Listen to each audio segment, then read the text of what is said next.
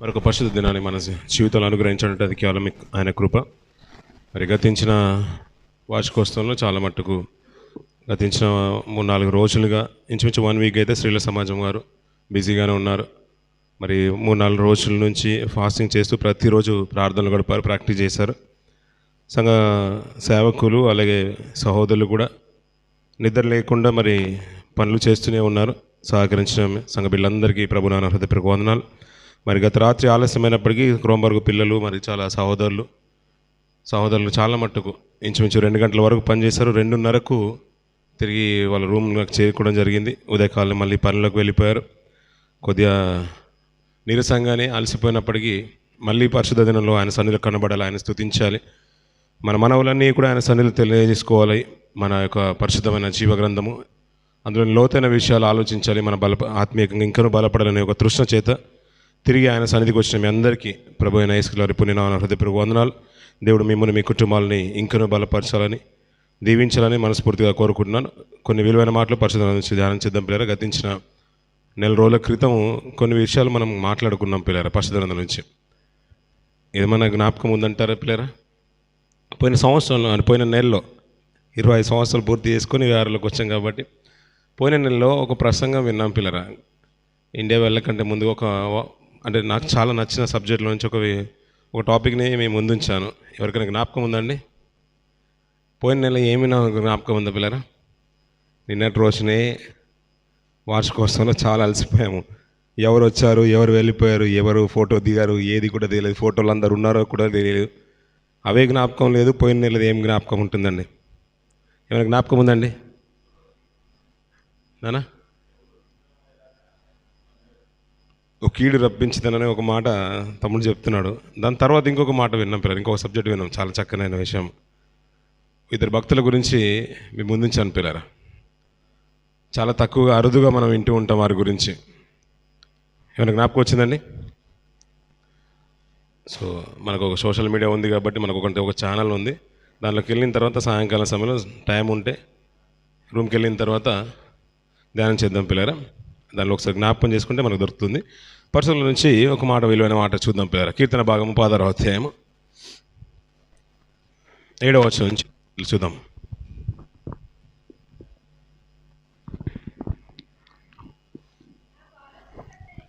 నాకు ఆలోచనకర్త అయిన యెహోవాను స్తుతించెదను. రాత్రి గడియలలో నా అంతరంద్రియము నాకు బోధించుచున్నది. సదాకాలము యెహోవాయందు నా గురి నిలుపుచున్నాను. ఆయన నా కుడి పార్శ్వమందున్నాడు గనుక నేను కదల్చబడను అన్న పిల్లల సరిపోతుంది. గతించిన నెలలో పిల్లరా యూదా తప్పిపోయిన తర్వాత ఆ స్థానాన్ని భర్తీ చేయడానికి ఒక వ్యక్తిని దేవుడు ఎన్నుకున్నాడు పిల్లరా. నిజంగా చెప్పాలంటే ఆ సమాజంలో తిరుగుతున్నా కూడా అతన్ని దేవుడు గుర్తించినా చూసినా కూడా అతని ముందు వరుసలోకి కానీ ఆ అపోస్తలత్వంలో ఒకప్పుడు గుర్తించకపోయినా ప్రభు వెళ్ళిపోయిన తర్వాత చీట్లు వేసినప్పుడు ఆ పేరు మత్తయి పేరిట వచ్చినట్టుగా మనం చూసాం పిల్లరా. యెహోషువ కాలేబులు పరిచర్యలో ఒక పాలిభాగస్తులు ఉన్నప్పుడు, కానీ మోషే వెళ్ళిపోయిన తర్వాత నాయకత్వాన్ని యెహోషువ మీద పెట్టినప్పుడు దేవుడు కాలేబు పరిస్థితి గురించి ఆలోచిస్తూ ఉంటే కాలేబు ఏమైపోతాడు అనుకున్నప్పుడు అయినా కాలేబును ప్రపంచం గుర్తిరగకపోయినా పూర్ణ హృదయంతో యెహోవాను హత్తుకున్నట్టుగా కొన్ని విషయాలు జ్ఞాపకం చేసుకున్నాం. ఇక్కడ భక్తుడు ఒక మంచి మాట మాట్లాడుతున్నాం. ఏమంటే కీర్తనకారుడు మాట్లాడుతున్నాడు, దావీదు గారు మాట్లాడుతున్నాడు, నాకు ఆలోచనకర్త అయిన యెహోవాను స్తుతించేదను అంటున్న పిల్లరా. ఆలోచనకర్త అయిన యెహోవాను స్తుతించేదను. ఈ భక్తునికి ఆలోచనకర్త ఎవరంట? నాకు ఆలోచనకర్త అయిన యెహోవాను నేను స్తుతించేదను అంటున్నాడు. భక్తుడైన దావీదు గారు మాట్లాడుతున్నాడు, అతనికి ఆలోచనకర్త ఎవరంట? దేవుడు ఆలోచనకర్త అంట పిల్లరా. మనకు గతించిన దినాలు యానివర్సరీ చేసాం పిల్లరా. యానివర్సరీ చేయాలంటే ఎలా చేయాలి, ఏ పనులు తీసుకోవాలి, అన్నీ కూడా గతించే సంవత్సరంలో ఏం జరిగాయి, లోటుపాట్లు అన్నీ కూడా మనం జ్ఞాపకం చేసుకుంటాం. ఇది బాగా జరిగితే బాగుంటుండే అని చాలా మట్టుకు ఆలోచన తీసుకుంటాం. ఇంకొకరి ఆలోచనలు కూడా మనం తీసుకుంటూ ఉంటాం. మన ఇంట్లో పెళ్లి చేసినప్పుడు ఏంటంటే, అయ్యో పోయిన నెలలే వాళ్ళు చేశారు కదా, మటన్ ఎక్కడి నుంచి తెప్పించారు, క్యాటరింగ్ అంతా కూడా ఎక్కడి నుంచి తీసుకొచ్చారు. అలాగే ఇదంతా కూడా వెడ్డింగ్ ప్లానర్స్ కూడా ఈ మధ్య కాలంలో చాలామంది కనబడుతున్నారు పిల్లరా. ఎవరు బెస్ట్ అనుకుంటామో, ది బెస్ట్ అనుకున్నామో వారి దగ్గరికి వెళ్తూ ఉంటాం. వారి సలహాలు కూడా మనం తీసుకుంటూ ఉంటాం మంచిది అనుకున్నప్పుడు. అయ్యో దుబాయ్ వెళ్తున్నాడంట, లేకుంటే పరే యూకే కానీ యూఎస్కి వెళ్తున్నాడంట, ఆస్ట్రేలియా వెళ్తున్నాడంట, కెనడా వెళ్తున్నాడంట. ముందుగా ఏం తీసుకోవాలి, మరి బ్యాంక్ బ్యాలెన్స్ ఎంత ఉండాలి, ఎంత స్టేట్మెంట్ వాళ్ళకి చూపించాలి, మంచి మంచి మాట అంతకన్నా ముందున్నవారు, అంతకన్నా ముందు వెళ్ళిన వారికి మంచి ఆలోచనలు మనం తీసుకుంటూ ఉంటాం పిల్లరా. భక్తుడు మాట్లాడుతున్నాడు, నాకు ఆలోచనకర్త అయిన యెహోవాను నేను స్తుతించేదును అంటున్నాడు. మనుషులు ఆలోచనకర్తలుగా ఉన్నారంటే ఆశ్చర్యం లేదు పిల్లరా. మనకంటూ ప్రమాదం వచ్చినప్పుడు కానీ, ఒక మంచి మన దగ్గర ఒక కొంత డబ్బు ఉంది, దీన్ని ఎక్కడ ఇన్వెస్ట్ చేయాలని మనం కూడా కొన్ని సలహాలు తీసుకుంటూ ఉంటాం. ఏదైనా స్టెప్ తీసుకున్నప్పుడు మనం ఆలోచనలు తీసుకుంటూ ఉంటాం. భక్తుడు ఏంటంటే అతనికి సహకారము, అతని ఒక ఆలోచన అంతా కూడా దేవుని మీదే పోసాడంట. ఏదైనా స్టెప్ తీసుకోవాలనుకుంటే ఆయన దేవుణ్ణే అడుగుతాడంట పిల్లరా. అందుకని నేను నా ఆలోచనకర్త అయిన నేను యెహోవాను స్తుతించేదను, రాత్రి గడియలలో నా అంతర్యంత్యము నాకు బోధించుచున్నది అంటున్న పిల్లరా. ఆయన మీద ఆధారపడిపోయినప్పుడంట ప్రతి ఆలోచన ఆయన కాళ్ళ ముందు ఆయన పాదాల దగ్గర పెట్టినప్పుడంట రాత్రి శాములో దేవుడు అతనికి బోధిస్తూ ఉన్నాడంట పిల్లరా. ఎంత ఆశ్చర్యం కదా పిల్లరా. ప్రతిసారి చదువుతున్న మాటే, చూస్తున్న మాటే ఆలోచనకర్తలు మనకు చాలామంది ఉంటారు పిల్లరా. సంఘంలో కానీ, బయట కంపెనీస్లో కానీ, క్యాబినెట్లో కానీ, స్టేట్లో కానీ, సెంట్రల్లో కానీ ఇలా చాలామంది ఉంటారు. మామూలుగా కొన్ని సంఘాల్లో యునైటెడ్ పాస్టర్ అసోసియేషన్ ఉంది కదా పిల్లరా, ఎగ్జిక్యూటివ్ కమిటీ ఉంది. ఆ సంవత్సరానికి వారే ఉంటారు. కానీ ఒక పర్మనెంట్ ప్యానెల్ కూడా ఉందంట. సీనియర్ మోస్ట్ పాస్టర్స్ అందరూ కూడా పర్మనెంట్ ప్యానెల్లో పెట్టారు. ఆ పర్మనెంట్ ప్యానెల్ ఏంటంటే పిల్లరా ఎప్పుడూ అక్కడే ఉంటుందంట. వాళ్ళు శాశ్వత సలహాదారులుగా ఉంటారంట. ఇది మంచిది కాదు అని వారు ఆమోదం తెలుపుతారంట పిల్లరా. అలాగే దేవుని కంటూ కూడా ఒక మంచి సభ ఉందంట పిల్లరా. దేవునికి కూడా ఒక సభ ఉందంట.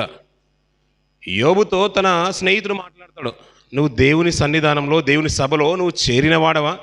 నువ్వు దేవునికి సలహాలు చెప్పే స్థితికి వెళ్ళిపోయినట్టుగా మాట్లాడుతున్నావు, ఏంటి యోబు నీకున్న స్థితి ఏంటి అని యోబుని ప్రశ్నిస్తున్నాడు.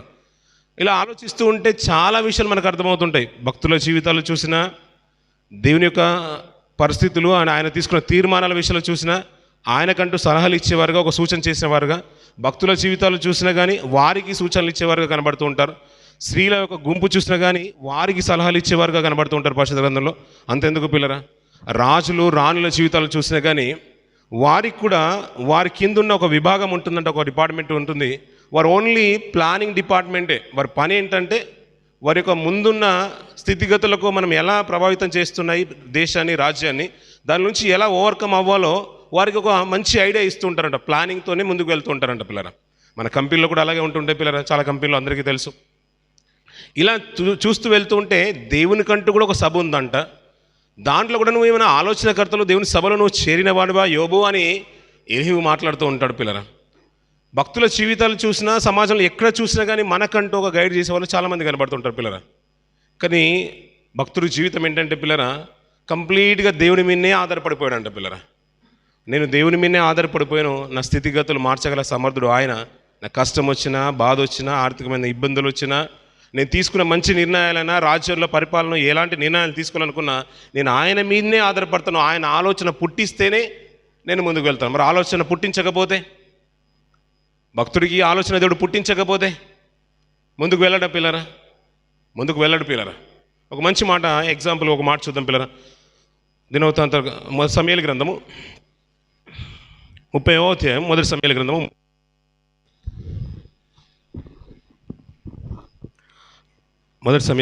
30వ అధ్యాయము మొదటి నుంచి కొన్ని మాటలు చూద్దాం పిల్లరా.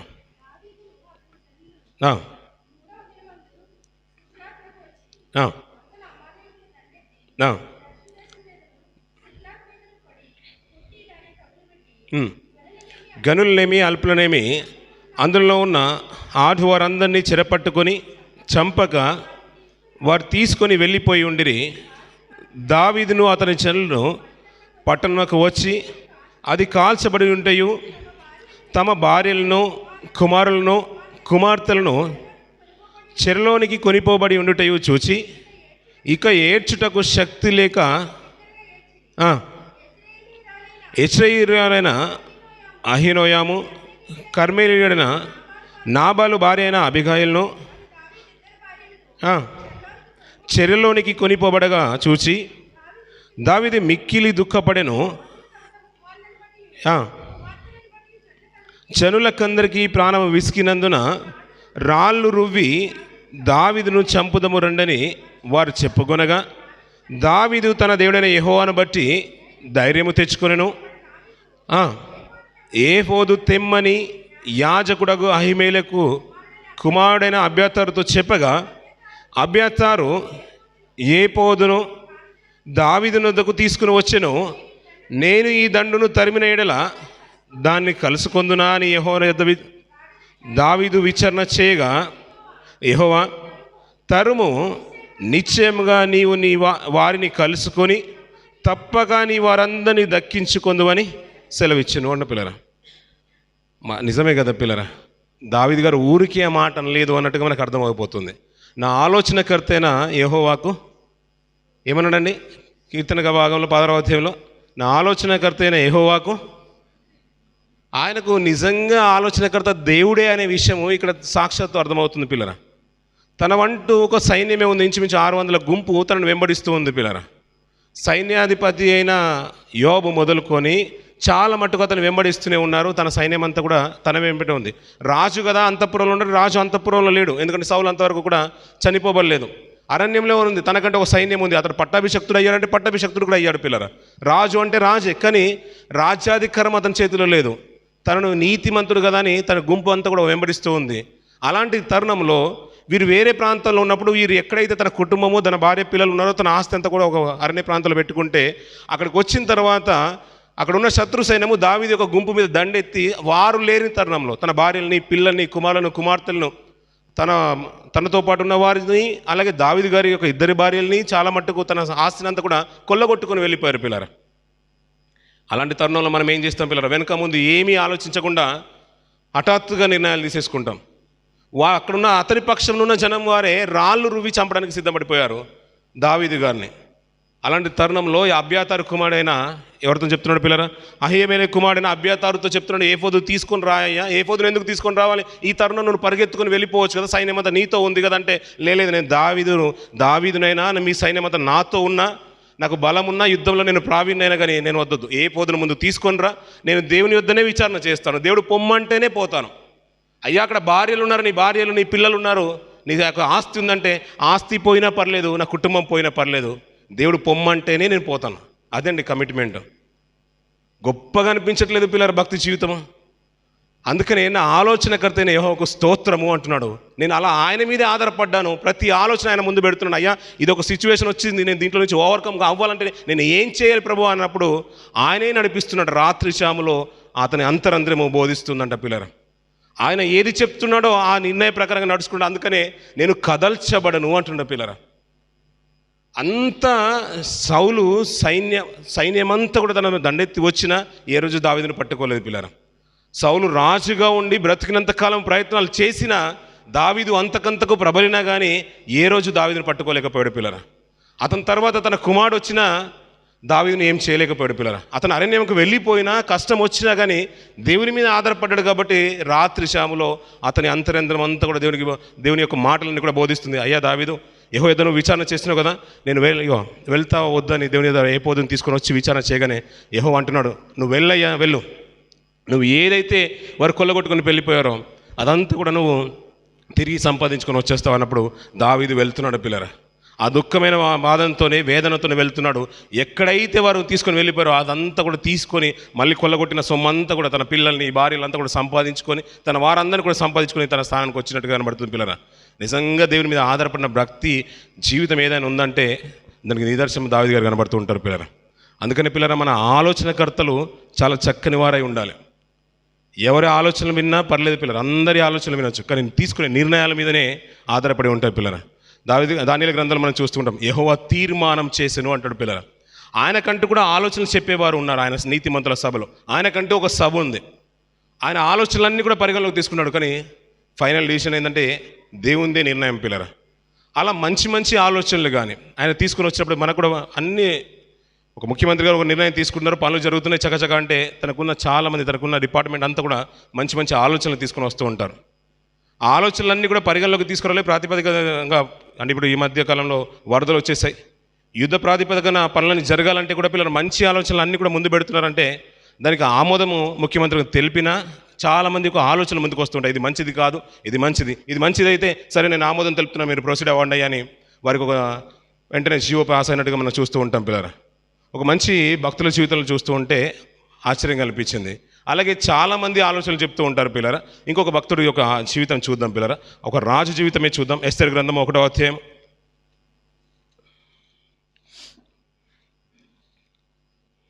1వ అధ్యాయం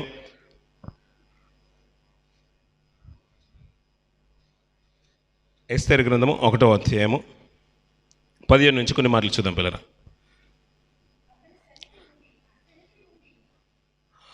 అమ్మా 1వ అధ్యాయము 17వ వచనం నుంచి. ఏలైనగా రాజైన ఆశ్వరోషు తన రాణి అయిన వస్తిని తన సన్నిధికి పిలుచుకొని రావాలని ఆజ్ఞాపింపగా ఆమె రాలేదని సంగతి బయలుపడగానే స్త్రీలందరూ దాన్ని విని ముఖం ఎదుటనే చేయుదురు. మరియు పారసీకుల యొక్కయు మాదీయుల యొక్కయు నాయక పత్నులు రాణి చేసిన దాని సమాచారము విని రాణి పలికినట్లు ఈ దినమందు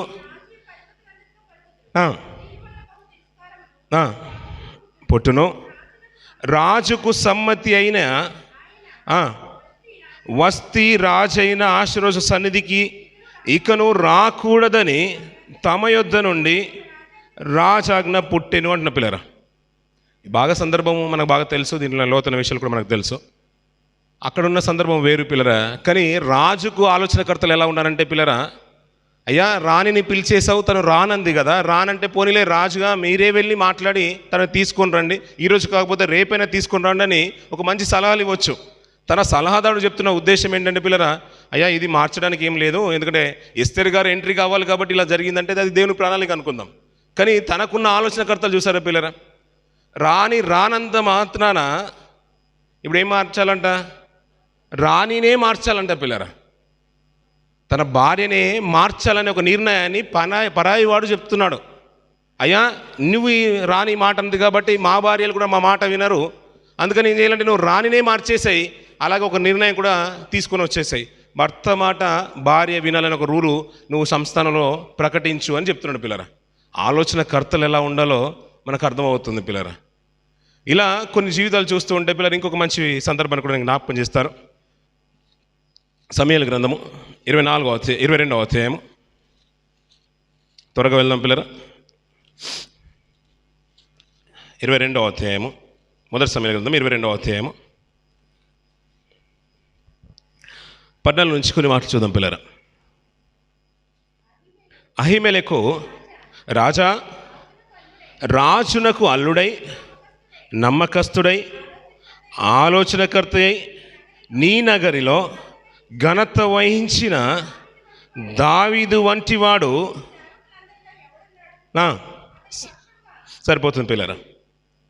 ఇక్కడ ఒక సందర్భంలో పిల్లరా సౌలు గారితోనే ప్రవక్త చెప్తున్నాడు, నిజంగా చెప్పాలంటే యాజకుడు చెప్తున్నాడు, నువ్వు రాజు పక్షం వహించకుండా అన్యాయం పక్షంగా రాజుకు వ్యతిరేకంగా దావీదుకు నువ్వు సపోర్ట్ చేసావని రాజు తప్పుడు సమాచారాన్ని ఈ యాజకుడితో మాట్లాడుతున్నా. యాజకుడికి దాని ముందు నా విషయం ఏమీ తెలియదు పిల్లరా, సందర్భం ఏమీ తెలియదు. వచ్చాడు, తినడానికి ఏమైనా ఉందా అంటే అక్కడున్న 12 రొట్టెలు ఉన్నాయి, అది సన్నిధి రొట్టెలు మార్చు కాలము, వారు తినడానికి అక్కడున్న తన పనితో వారు ఉన్న వారితో పాటు వారికి పెట్టేశారు, వాళ్ళు తినేశారు. ఇంకేదైనా దగ్గర ఆయుధం ఏదైనా ఉందా అంటే నువ్వు సౌలు అతను రాజుగా ఉన్నప్పుడు గొల్లియాతుని ఖడ్గం వచ్చినప్పుడు గొల్లియాతుని చంపిన ఖడ్గం ఉంది, అది కావాలంటే అది కావాలి మరి ఇచ్చే అన్నప్పుడు ఆ ఖడ్గాన్ని కూడా దావీదు గారు తీసుకుంటారు. దావీదు గారు అడిగారు కాబట్టి ఈ యాజకుడు ఇచ్చేశాడు పిల్లలు, అంతే. ఆయనకి ఏం జరిగిందనేది కూడా తెలియదు. వెంటనే రాజు తప్పుడు సమాచారం, అంటే రాజు తప్పుగా అర్థం చేసుకున్నాడు, నువ్వు దావీదుకు సపోర్ట్ చేసావు, రాజును వ్యతిరేకించేసావని యాజకుని నిలబెట్టేశాడు పిల్లరా. అలాంటి తరుణంలో అంటున్నాడు యాజకుడు ఒక మంచి నిర్ణయం చెప్తున్నా, అయ్యా రాజనగర్లో దావీదు వంటి నమ్మకస్తుడు కానీ నీకు ఆలోచన చెప్పే ఆలోచనకర్తల్లో దావీదు వంటి వాడు ఎవరైనా ఉన్నారా, అంతటి క్యారెక్టర్ ఉన్న వ్యక్తి నీ సైన్యంలో ఎవరైనా ఉన్నారా అని యాజకుడు దావీదుతో చెప్తున్నాడు పిల్లరా, అంటే సౌలుతో చెప్తున్నాడు. దావీదు గురించి ఒక మంచి స్టేట్మెంట్ ఇస్తున్నాడు పిల్లరా. అంతటి గొప్ప వ్యక్తి ఉన్నాడు, అతని దగ్గర దావీదు గురించి దేవుని వద్ద నేను విచారణ చేయకుండా నేను ఎలా ఉంటాను, అంత గొప్ప క్యారెక్టర్ ఉన్న వ్యక్తి నీ కుటుంబంలో ఇంకెవరు ఉన్నారా అని సౌలునే ఒక యాజకుడు మాట్లాడుతున్నాడు పిల్లరా. కానీ ఇతను ఒక సైన్యంలో చాలామంది ఉన్న సౌలును సరైన రీతిలో నడిపించేవారు చాలా అరుదుగా కనబడుతూ ఉంటారు, తప్పుడు సమాచారం ఇచ్చేవారు. కానీ దావీదు గురించి ఒక గొప్ప స్టేట్మెంటు యాజకుడు చెప్తున్నాడు పిల్లరా. అతని గురించి నేను దేవుని యొద్ద విచారణ చేయకుంటానా, అతను అడిగితే నేను కాదంటానా, కానీ నీకు వ్యతిరేకంగా అతను తిరుగుతున్న విషయం నాకు తెలియదని ఒక యాజకుడు చెప్తున్నాడు పిల్లరా. ఆలోచనకర్తలైన వారు నమ్మకంగా ఉండాలి. అతని మీద ఏదైనా బాధ్యత పెట్టినా కానీ సరైన రీతిలో చెప్పేవారే ఉండాలి. ఒక్కొక్క సందర్భము, ఒక కరువు ప్రాంతము, ముందున్న విపత్తును ఎదుర్కోవడానికి దేశంలో చాలామంది ఆలోచనకర్త ఉండడం అంటే దేశానికి మంచిదంట పిల్లలు. మన సామెతలు మనం చూస్తూ ఉంటాం. ఆలోచనకర్తలు ఉండడము రక్షణకరము అంటాడు. సామెతలు 11వ అధ్యాయం చూస్తూ ఉంటాం, అలాగే 15వ అధ్యాయంలో కూడా మనం చూస్తూ ఉంటాం.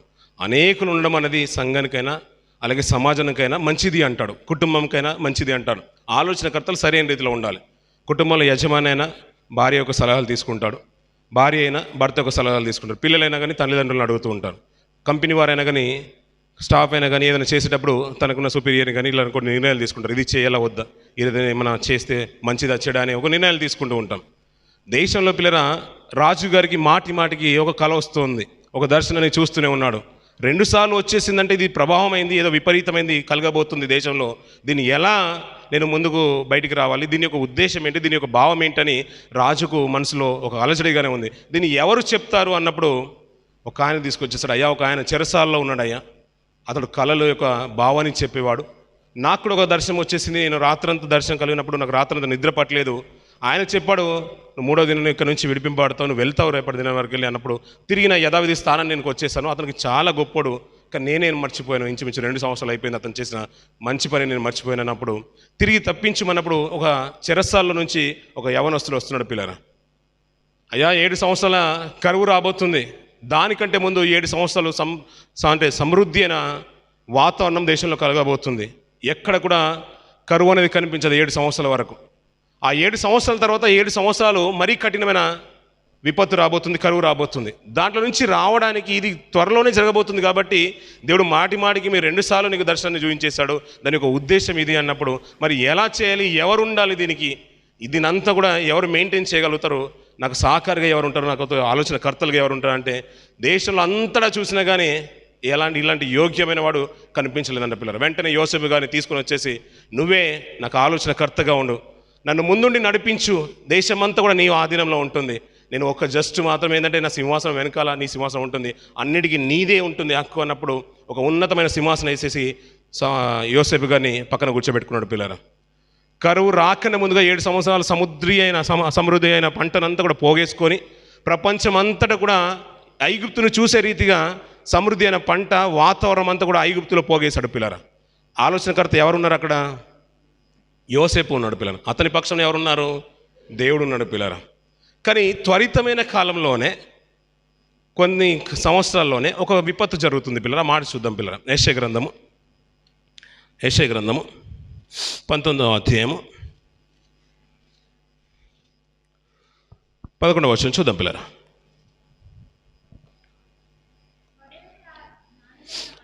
ఫరో యొక్క జ్ఞానులైన ఆలోచనకర్తలు, సోయాను అధిపతులు కేవలము అవివేకులైరి, ఆలోచన శక్తి పశుప్రాయమాయను, నేను జ్ఞాని కుమారుడను, పూర్వపు రాజుల కుమారుడని ఫరోతో మీరెట్లు చెప్పుదురు, నీ జ్ఞానులు ఏమైరి, సైన్యములకు అధిపతి యెహోవా ఐగుప్తుని గూర్చి నిర్ణయించిన దానిని వారు గ్రహించి.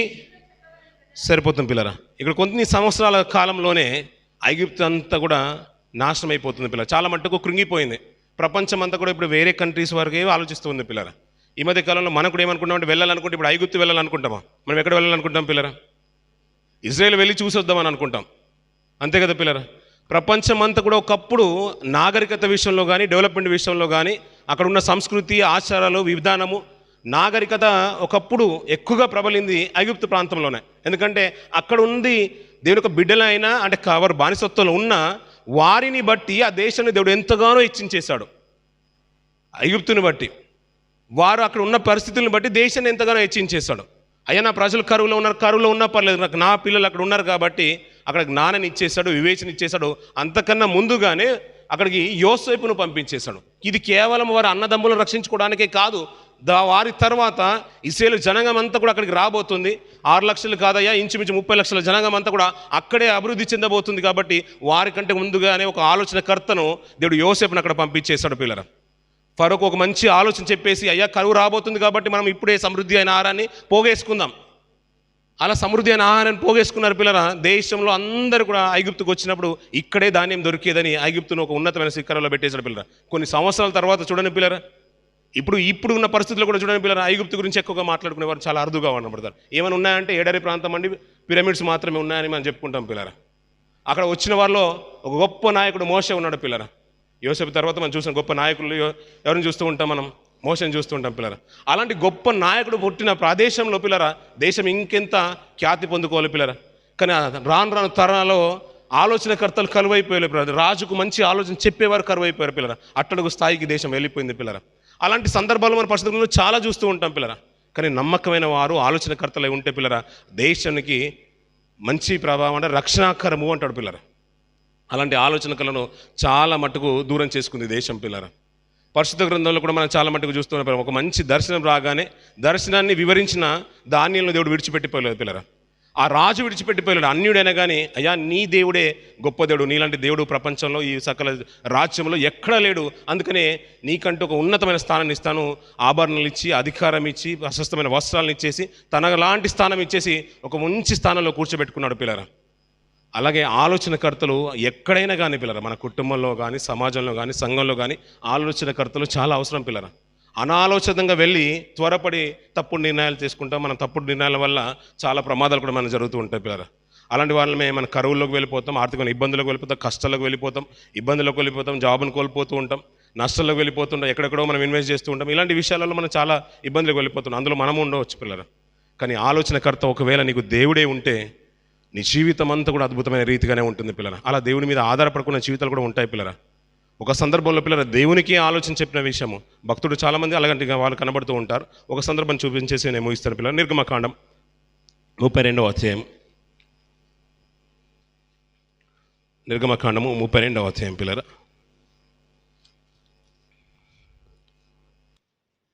నిర్గమకాండము 32వ అధ్యాయము 7వ వచనం నుంచి కొన్ని మాట చూద్దాం పిల్లరా.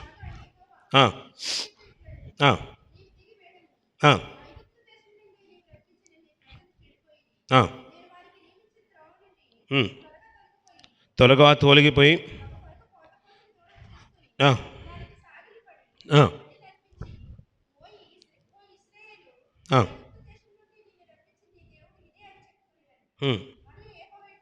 ఇట్లా నేను ప్రజలను చూచి ఉన్నాను, ఇదిగో వారు లోబడలని ప్రజలు, కావున నీవు ఊరకుండము, నా కోపము వారి మీద మండును, నేను వారిని కాల్చివేసి నిన్ను గొప్ప జనముగా చేసేదనని మోషేతో చెప్పగా అన్న పిల్లరా. సాక్షాత్తు దేవుడే చెప్తున్న మాట ఏంటంటే ఇశ్రాయేలు అందరూ కూడా నేను నాశనం చేసేస్తాను అంటున్నాడు పిల్లరా. ఎవరి ద్వారా దేవుడు ప్రపంచాన్ని మళ్ళీ తిరిగి సృష్టించాలనుకుంటున్నాడంటే ఒక నాయకుడైన మోషే ద్వారానే ప్రపంచాన్ని నిలబెట్టాలనుకున్న పిల్లరా. మోషే వ్యక్తిత్వం చాలా గొప్పది పిల్లరా, చాలా గొప్పది. మోషను చూస్తూ ఉంటే దేవుడికి ఏమైపోయిందంటే నీలాంటోనే నేను భూమి మీద పుట్టిస్తాను అనుకున్నాడు పిల్లరా. నీలాంటి సాత్వికున్నే నేను భూమి మీదకి తీసుకొని వస్తానన్నాడు. నీలాంటివన్నీ నీ కుటుంబంలో నుంచి నేను తీసుకొని వస్తాను. అందుకనే నీలాంటి ప్రవక్తను ఇశ్రాయేలు నుంచి నేను పుట్టిస్తానని సాక్షాత్తు ప్రభువునే ముందుకు తీసుకొచ్చేసాడు పిల్లరా.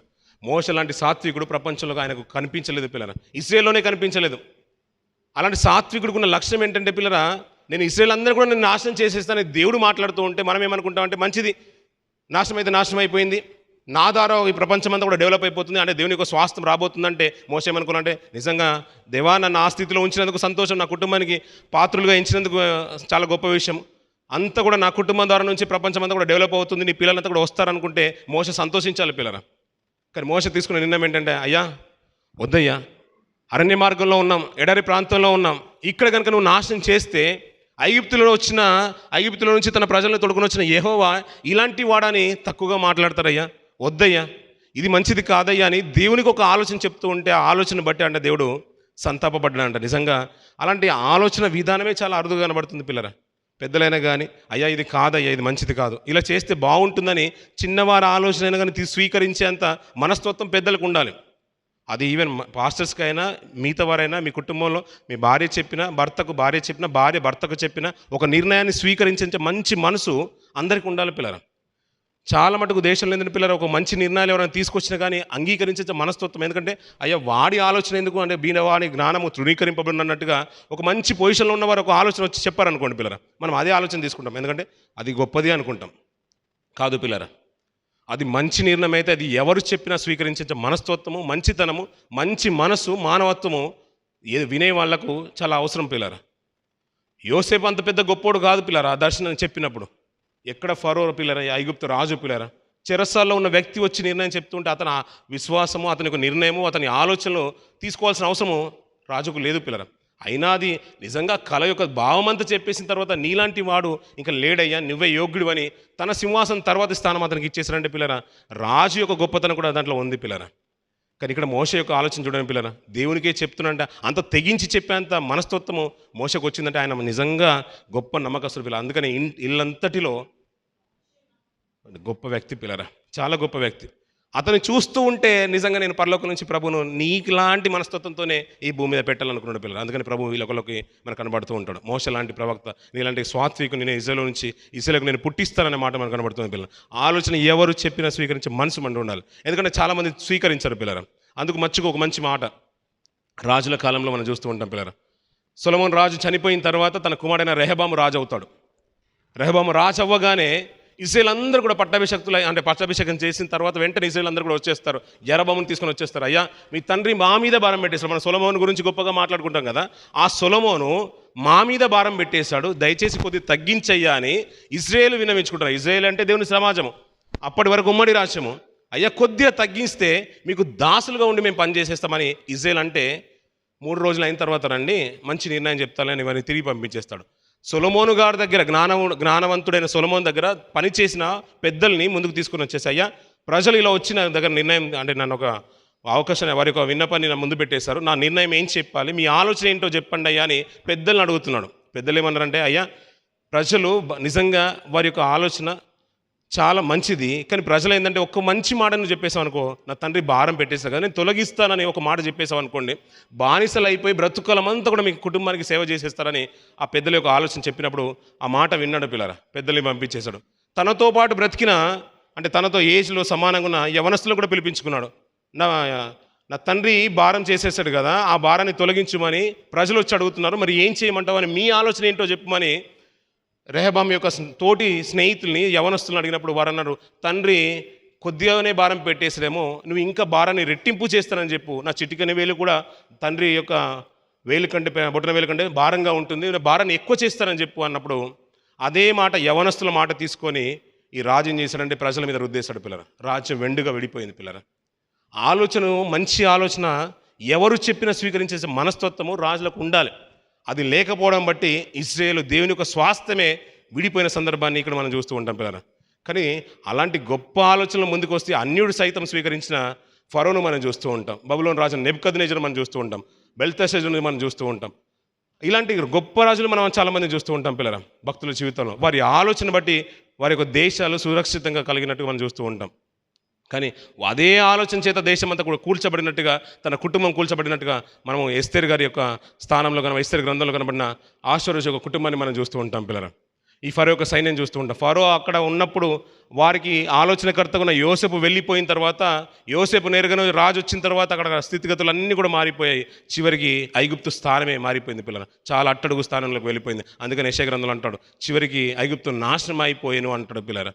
ఎందుకంటే ఆలోచనకర్తలను కూడా సరైన రీతిలో లేరు పిల్లరా. అందుకని మన గైడ్లైన్ అంతా కూడా పిల్లరా సరైన రీతిలోనే ఉండాలి. కొన్ని పొరపాట్లు జరిగిన దాని నుంచి పిల్లరా ఒక పాటని నేర్చుకోవాలి, గుణపాఠాన్ని నేర్చుకోవాలి, ఇంకా సరైన రీతిలో నిలబడడానికి మనం నేర్చుకోవాలి పిల్లరా.